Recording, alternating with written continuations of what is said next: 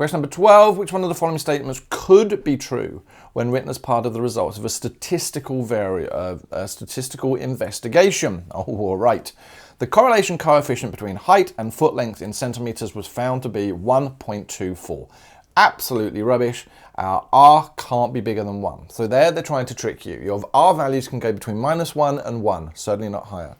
The correlation coefficient between height and arm span in centimeters was found to be that. Again, they're tricking you here there because these things there are actually not numerical.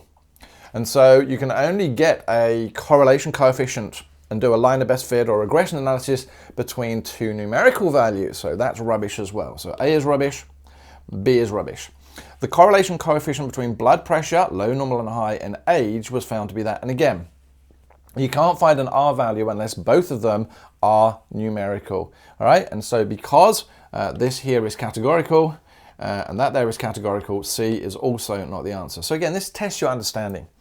The correlation coefficient between the height of students of the same age in centimeters and the money they spent on snacks in dollars was found to be R equals 0.22. I'm actually going to say that that's my right answer, but I'm going to check E because they were both numerical and my R value was in range.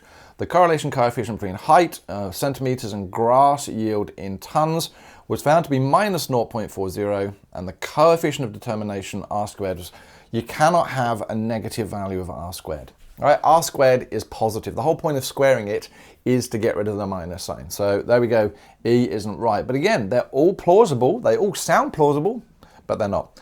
Question 13, the association between the amount of protein consumed in grams per day and family income is best displayed using. All right, let's